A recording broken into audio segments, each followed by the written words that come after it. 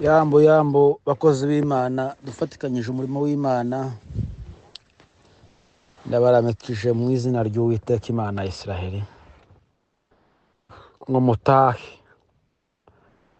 Uwiteka abane namwe, ndabakumbuye cyane kabisa, cyane k'abantu bafatikanyije urugenzi rwo kuja mu ijuru. Narengeze ngo dusangire kano kantu nari ntekereje, ijambo ry'urukundo. Nagize umwanya nk'amasaha 3 mba ntekereza urukundo niki. Sanga urukundo rurimo ibice bibiri. Hari urukundo rwo gukunda Imana, akaba n'urukundo rwo gukunda abantu, kandi byose ntago bitandukanye. Ariko hari umwanditsi wavuze ngo ese umuntu yashobora gukunda Imana gute ntakunda abantu, kandi abantu ari bo ahora abona, kandi ari abantu bari mu shusho y'Imana. Hanyuma nirefera ku ijambo riri mu Baroma ibice 12:3 no ku murongo wa 8 ukomeza. Rivuga ngo ntimukagire umwenda uwo ari we wose keretse uw'urukundo, kuko umuntu wese ukunda ntashobora kugirira mugenzi we nabi, ntashobora kumucira inshuro, ntashobora kumuvuga nabi. Ibyo byose ni ibyerekanye urukundo. Urukundo burya nibwo rusohoza amasezerano cyangwa se amategeko. Amategeko yose asozwa n'urukundo. Urukundo rw'Imana nibwo rusohoza amategeko yose. Iyo ufite urukundo gusa, habe n'iyo mugenzi wawe yakugirira nabi, uzumurebera mu rukundo, nta kindi kintu uzumureberamo. Kandi burya urukundo nasanze ari rw'Imana izi tureberamo twese. Hari igihe kimwe nigeze kubona ndi mu Rwanda, ca gihe umukozi w'Imana Ndutira Satani muteye nyine akora rya kosa nyine, wa muhungu asa n'umutwaye nyine mu nzira zitakwiye. Umuhungu basita ngo ni Michel.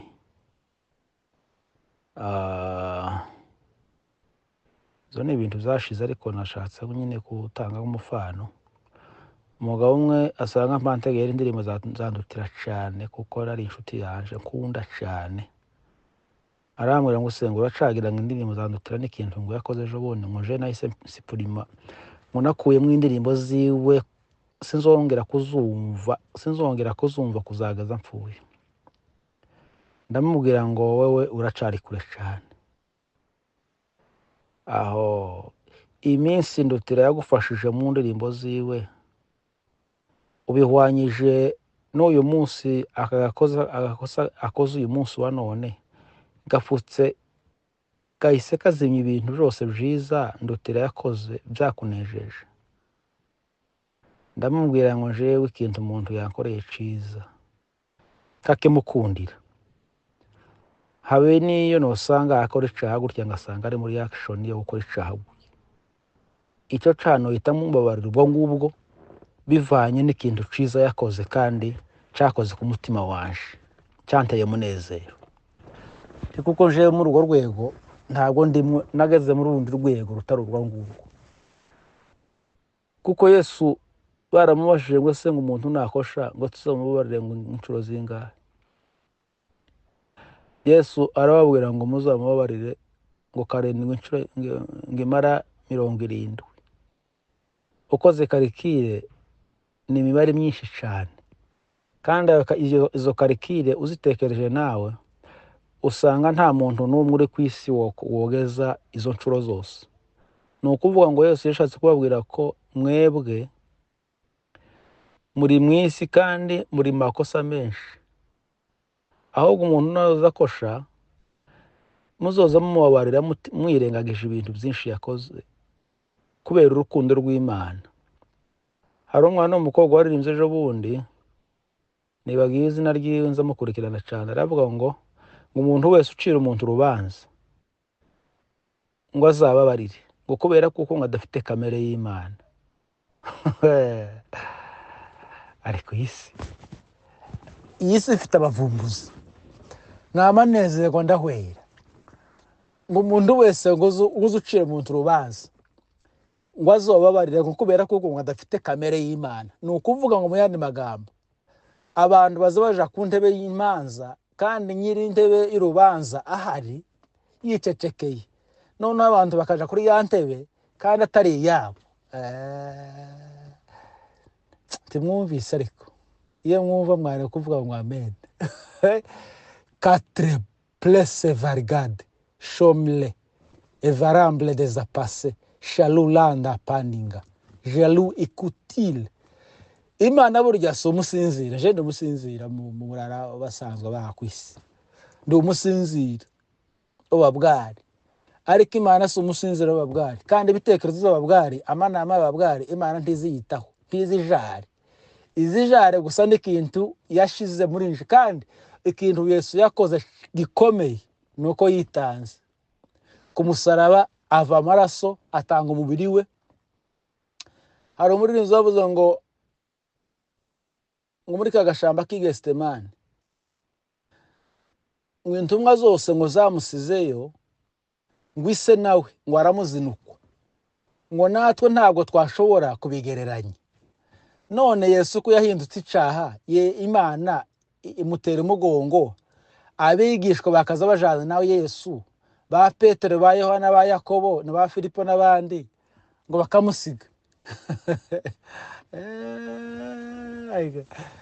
Abantu bazagira intege nkeza gutekereza kabisa. None umuntu yokora akantu keza kakabageza ku musaraba, ejo yakora akantu kabi, ariko wagize iminsi yakora akantu keza, ka kabi akaba ariko kama kazamuka kakaja ku itopu. Bijya bintu byiza yakoze mukabishira hasi. Urwo rwego nta mukristo wakuze wogera ku rugo rwego. Urukundo gusa rwo muri Kristo Yesu rwo gutera gukunda Imana, rukagutera gukunda n'abantu, udashingiye ku bikorwa abantu bakora. Kandi ushingiye ku bikorwa abantu bakora, ijuru ndi worigeramwo pi, woregezwamo gute? Ti wo kwizera Yesu, kuko Yesu ni urukundo. Yasanze wa mukobwa, abafarisayo baje kumurega, baramubwira ngo uyu mukobwa twamusanze asambana, ari mu gikorwa cyo gusambana. Kandi amategeko ya Mose avuga ko umuntu wese dufashe asambana agomba guterwa amabuye. Niyo mategeko ndi twogendera ku bindi bitari bya Mose yanditse, no guterwa amabuye. None twamuzanye wowe Kristo uri hano, none twamuzanye dutanze raporo yiwe hano, kandi amategeko ya Mose nawe ndabizi kuko yagenderaho, ni umukura wa mbere. Mtaramu muri mzaravuze ngo kwa mambo ya elimu Yesu ni mwenyewe, shahada zake alizaliwa nazo. Wasomi siku hizo walibabaika, hekima ya Mwokozi iliwatoa jasho. Kandi abo bantu baje kurega uwo mugore bari abanyabwenge bakomeye, bizi ibintu byinshi, ariko Yesu ababwiye, abumvise ibintu baje kumurega, nuko yicara hasi yandika hasi. Yunama arabwira ngo se umuntu wese utarakora icaha ngo natangira mutera amabuye kubera ko mwasonye amategeko ya Mose. Ngani mutera amabuye umuntu wese utarakora icaha, amutera amabuye. Nono bakurungira ibintu byose, bize ubwenge bwose basanga Yesu ni mwenyewe. Baravuga ntewe babazanya neze, none ninde wako utarakora icaha muri twese? Ngaye namutera. Basanga nda muntu n'umwe utarakora icaha, umwe ko agenda kwiwe dasezeye mugenzi we. Noneho Yesu abaza wa mugore, aramubaza neze, wa mukobwa aramubaza ngo ese ngo abantu bakuregaga bari hehe kuri babona? Ntabo. Aho wewe ndakubabariye, Imana ikubabarire, tukongera gusa gukora icaha.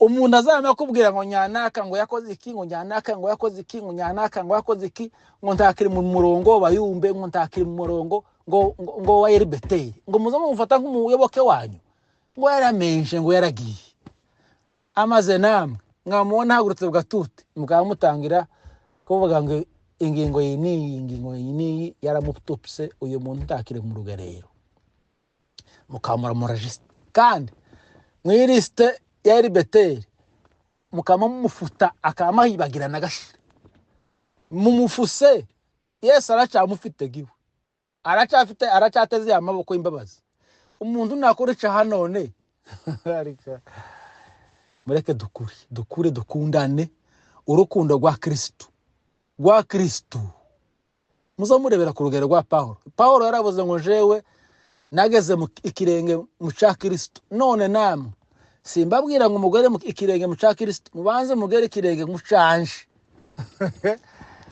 akoze Uwiteka none bazabiyemera kandi no Uwiteka bemeye nashatse kubabwira ngo mukundane urukundo rwa Kristo apana urukundo rw'abantu rusanzwe rwa hato na hato rutazatuma mubura ijuru ni urukundo gusa nta kindi kurangira ngo ijuru ryubatse ku bindi ni urukundo gusa ugiyandeho urukundo pe tategeko nimwe na nimwe ry'ijuru uzasohoza nuko Imana ibaheze umugisha narenkene kubaramutsa kuri ako kaneno ariko umunsi tuzokubitana na Yesu gutya mu gitaramo de biletambandikala